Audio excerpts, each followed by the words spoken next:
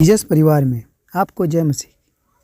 फरीसी और सदूकियों ने यीशु के पास आकर उसे परखने के लिए उससे कहा, हमें स्वर्ग का कोई चिन्ह दिखा। उसने उनको उत्तर दिया, सांझ को तुम कहते हो कि मौसम अच्छा रहेगा क्योंकि आकाश लाल है। भोर को कहते हो कि आज आंधी आएगी क्योंकि आकाश लाल और धुंधला है। तुम आकाश का लक्षण देख के भेद बता सकते हो, पर समय के चिन्ह का भेद क्यों नहीं बता सकते? इस युग के बुरे और भयभिचारी लोग चिन्ह ढूंढते हैं, पर योना के चिन्ह को छोड़ कोई और चिन्ह उन्हें नहीं दिया जाएगा। और वह उन्हें छोड़कर चला गया। और चेले झील के उस पार जाते समय रोटी लेना भूल गए थे। यीशु ने उनसे कहा, देखो, फरीसियों और सदूकियों के खमीर से सावधान रहना। वे आपस में विचार करने लगे, हम तो रोटी नहीं लाए, इसलिए वह ऐसा कहता है। यह जानकर कि यीशु ने उन्हें कहा, हे अल्पविश्वासियों, तुम आपस में क्यों सोच विचार करते हो कि हमारे पास रोटी नहीं है? क्या तुम अब तक नहीं समझते या नहीं समझे? और उन 5,000 की 5 रोटी स्मरण नहीं करते?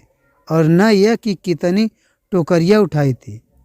और न उन 4,000 की 7 रोटियाँ? और न कि कितने टोकरे उठाए गए थे? तुम क्यों नहीं समझते कि मैंने तुमसे रोटियों के विषय में नहीं कहा, परंतु फरीसियों और सदूकियों के खमीर से सावधान रहना बताया? तब उनको समझ में आया कि उसने रोटियों के खमीर से नहीं, पर फरीसियों और सदूकियों की शिक्षा से सावधान रहने को कहा था। यीशु कैसरिया फिलिप्पी के प्रदेश में आकर अपने चेलों से पूछने लगा, लोग मनुष्य के पुत्र को क्या कहते हैं? उन्होंने कहा, कुछ तो यूहन्ना बपतिस्मा देने वाला कहते हैं, और कुछ एलिया, और कुछ मिरिया, और कुछ भविष्यवक्ता में से कोई अलग अलग कहते हैं। उसने उनसे कहा, पर तुम मुझे क्या कहते हो?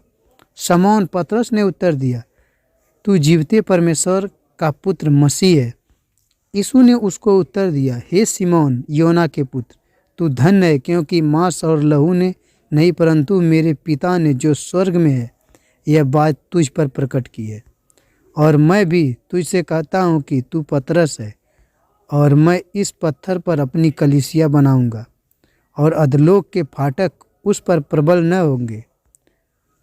मैं तुझे स्वर्ग के राज की कुंजियाँ दूंगा, और जो कुछ तू पृथ्वी पर बांधेगा वह स्वर्ग में बंधेगा, और जो कुछ तू पृथ्वी पर खोलेगा वह स्वर्ग में खुलेगा।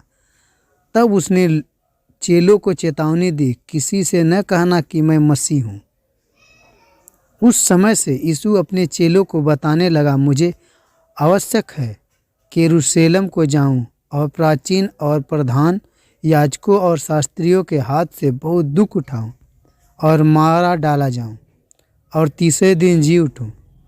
इस पर पतरस उसे अलग ले जाकर डांटने लगा, हे प्रभु, परमेश्वर न करे तुझ पर ऐसा कभी हो।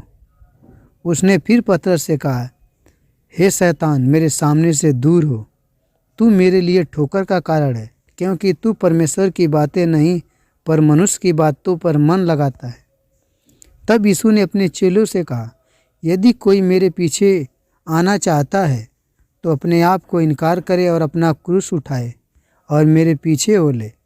क्योंकि जो कोई अपना प्राण बचाना चाहे वह उसे खोएगा, और जो कोई मेरे लिए अपना प्राण खोएगा वह उसे पाएगा। यदि मनुष्य सारे जगत को प्राप्त करे और अपने प्राण की हानि उठाए तो उसे क्या लाभ होगा? या मनुष्य अपने प्राण के बदले में क्या देगा? मनुष्य का पुत्र अपने स्वर्गदूतों के साथ अपने पिता की महिमा में आएगा, और उस समय वह हर एक को उसके कामों के अनुसार प्रतिफल देगा।